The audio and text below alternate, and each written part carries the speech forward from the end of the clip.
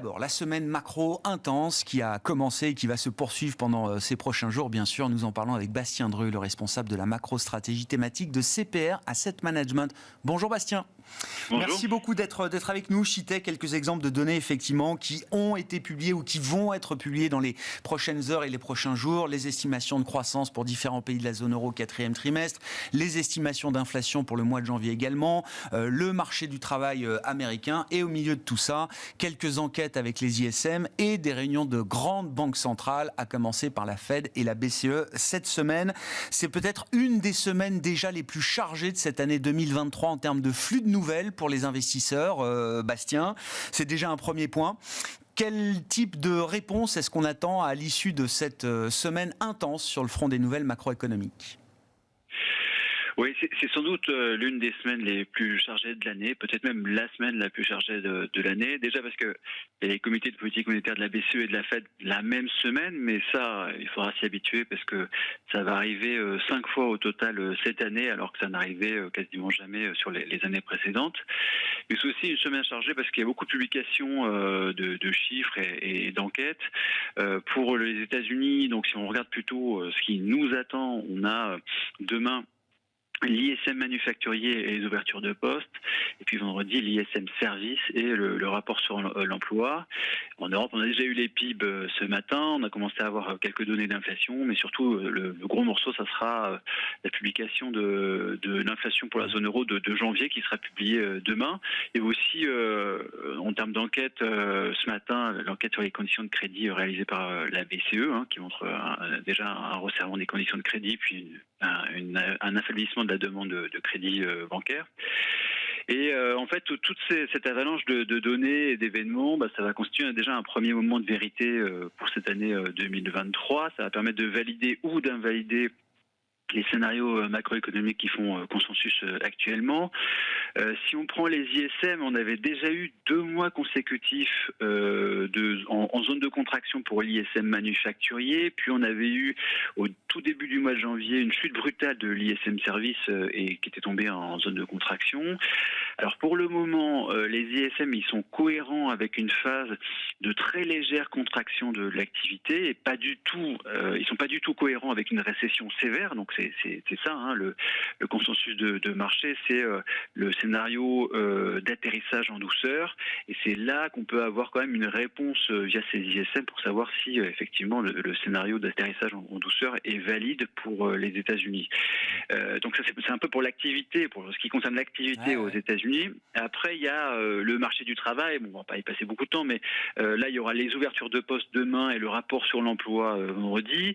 Là c'est un peu la même chose. On va voir, ça nous permettra de voir, de savoir si la dégradation des conditions qu'on voit sur le marché du travail, elle se poursuit sur la même tendance, c'est-à-dire une dégradation qui est quand même très progressive sur le marché du travail américain. Donc voilà, ça nous permettra de voir ça. Et après, sur l'Europe, le gros sujet, c'est quand même l'inflation. Ça reste l'inflation, qui était le gros sujet de 2022, mais ça l'est aussi sur au moins le début de l'année 2023. Et là, ces derniers temps, on a vu quand même de plus en plus d'intervenants qui anticipaient une désinflation très rapide en Europe dès le début de l'année. Et là, c'est un peu déjà pris à contre-pied parce que on n'a pas eu beaucoup de chiffres d'inflation pour le moment. Pour la zone euro, on l'aura demain. On a déjà eu des chiffres pour l'Espagne et pour la France, et on a observé une légère réaccélération pour le mois de janvier.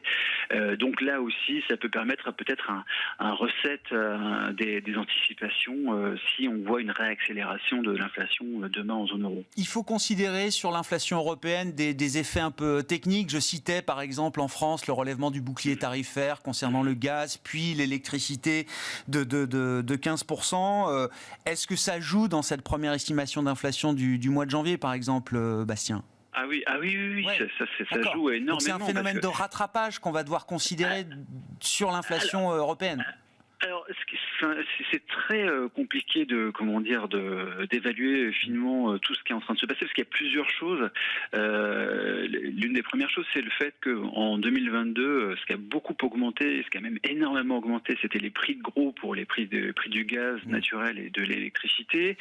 Ça met un certain temps à transiter aux prix de détail, aux prix qui sont payés par les consommateurs, enfin par la ménage et par les entreprises. Donc déjà, il y a ça, il y a vraiment un phénomène de retard. Et puis après, c'est aussi complètement perturbé par les différentes mesures de bouclier fiscal, enfin de bouclier tarifaire, qui ont été mises en place dans les différents pays, pas forcément de façon synchronisée. C'est pas forcément sur les mêmes, les mêmes énergies. Il y a parfois des boucliers tarifaires sur l'électricité et pas sur les prix à la pompe et inversement.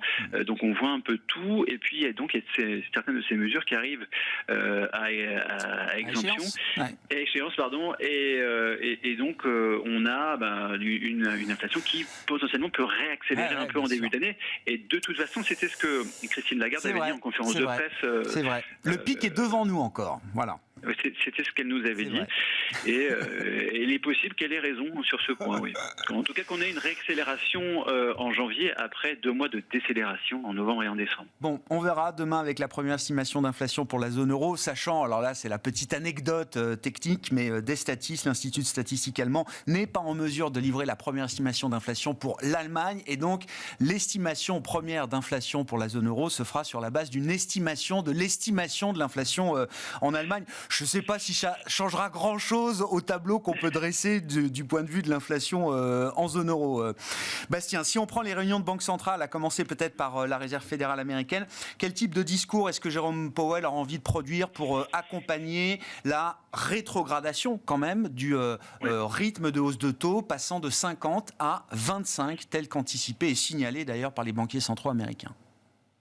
Oui, donc là, déjà, pour ce qu'ils vont faire demain soir, il n'y a pas trop de surprises. Après les 4 hausses de taux de 75 et le ralentissement à 50, on va passer au ralentissement à 25 points de base. Ça a été quand même bien, préparé, notamment par certains membres du FOMC. Puis on peut parler du membre du board, Christopher Waller, qui était l'un des poids lourds, qui était l'un des plus faucons l'année dernière, et puis qui s'est converti à un ralentissement supplémentaire des hausses de taux de la Fed. Il y a eu les 6 mois, ça fait 6 mois consécutifs de désinflation. Il y a il y a un parfum de récession légère qui se met en place dans les différents indicateurs. Il y a les ISM qui sont en dessous de 50. Donc le ralentissement à 25, c'est quasiment fait, quoi. Et surtout ce qu'on va scruter, c'est quelles sont les indications que Jérôme Powell va donner pour le FOMC de mars. Est-ce qu'on va s'orienter vers une dernière hausse de taux de 25 points de base en mars, ou est-ce qu'on va aller vers la pause? Dans les petites choses qu'on peut regarder, il y a le fait que, par exemple, la Banque du Canada, qui était complètement en synchronisation totale avec la Fed, elle a remonté ses taux directeurs la semaine dernière, et puis elle a indiqué qu'elle passait sur une pause maintenant, qu'elle ne relèverait plus ses taux directeurs, sauf à ce qu'il y ait une surprise en termes d'inflation. C'est tout à fait quelque chose qui est possible pour la Fed. En réalité, ce qui est le plus probable, c'est que Jérôme Powell indique qu'ils vont se borner à une data dépendance, qu'ils vont regarder les chiffres, et puis les chiffres, un peu mécaniquement, ça fera état d'un ralentissement supplémentaire de l'inflation sur le mois de février, et ce qui permettra éventuellement à la Fed d'arrêter son cycle de hausse de taux en mars. Donc voilà, ce qui est le plus probable, c'est quand même que la Fed se borne à dire qu'elle sera très data dépendante sur les semaines qui arrivent. Bon, et quand on compare la Fed et la Banque Centrale Européenne, c'est intéressant parce que là, on arrive vraiment à un nouveau régime, entre guillemets. La BCE est en retard, elle a commencé à monter ses taux bien après la Réserve fédérale américaine. Maintenant que la Réserve fédérale américaine commence à ralentir le rythme, la BCE, elle, signale qu'elle va continuer au rythme de 50 points de base pour ce meeting, sans doute pour le prochain meeting du mois de mars, et donc ça va créer une forme de réduction plus rapide du différentiel d'agressivité de politique monétaire qu'on peut observer entre la BCE et la Fed. Oui, clairement, il y a une divergence qui s'est mise en place sur les dernières semaines et même sur les derniers mois. Ce qui est intéressant, ce qui s'est passé quand même sur les dernières semaines, c'est que tout le monde avait en tête que la BCE continuerait sur des hausses de taux de 50 points de base, en tout cas pour les 2 prochains comités. Il y avait une dépêche de Bloomberg, donc il y a 2 semaines, si je me trompe pas, qui indiquait que finalement, ça serait peut-être seulement 25 points de base de hausse de taux en mars. Et c'était quand même très vite démenti par exemple, le gouverneur de la Banque de France, Villeroy de Galhau, et puis par Christine Lagarde elle-même, qui ont très vite corrigé le tir en expliquant que vraisemblablement on allait sur 2 hausses de taux de 50 points de base pour ce jeudi et pour mars. Mais ça fait quand même une belle divergence entre la Fed qui est plutôt en train d'aller vers une pause et puis la BCE qui montre quand même sa détermination à resserrer encore sa politique monétaire. Ça se voit quand même très clairement sur la parité euro-dollar. Ouais.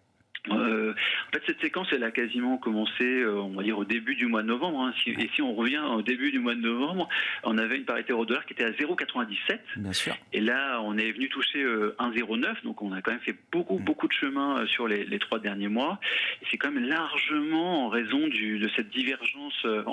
C'est pas la divergence, c'est plutôt une reconvergence. C'est la BCE qui est en train d'aller vers la Fed. Et alors que début novembre, on avait un taux 10 ans américain qui était 200 points de base au-dessus du taux de 10 ans allemand. Et ben maintenant, le taux 10 ans américain n'est plus que 120 points de base au-dessus du taux allemand.